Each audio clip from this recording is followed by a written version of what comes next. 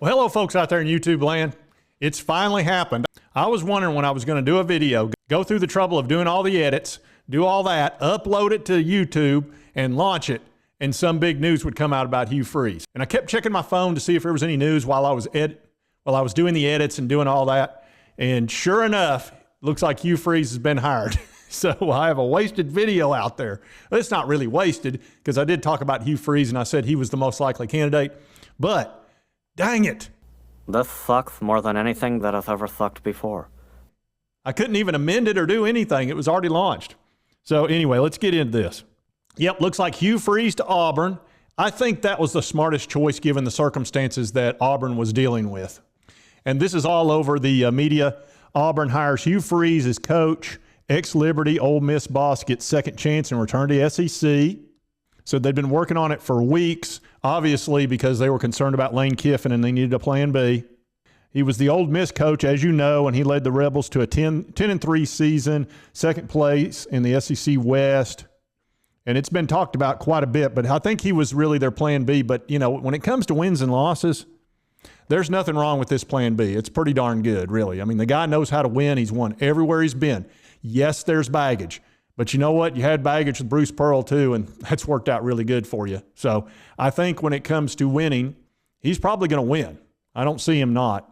And back in 2012 through 16, he was 39-25, and he beat Bama with Nick Saban back-to-back seasons, 2014 and 15. He beat Joe Lewis's ass.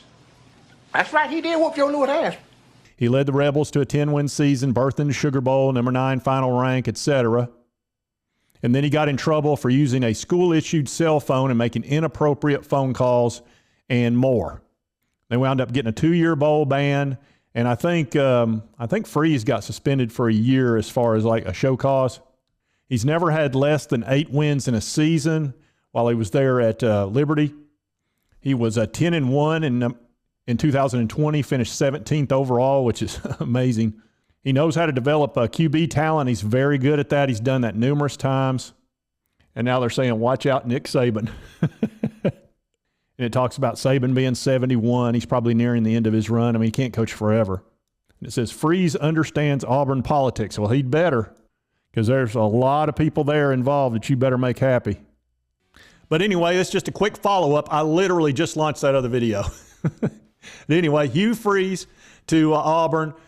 For the Auburn fans out there, I think you're going to win. I think this guy will win. He's won everywhere he's been. It's probably a good hire. Lane Kiffin was obviously your first choice. That would have been a good hire as well. You know, what it all boils down to is when you hire a coach in today's world, you're trying to find somebody that's going to win.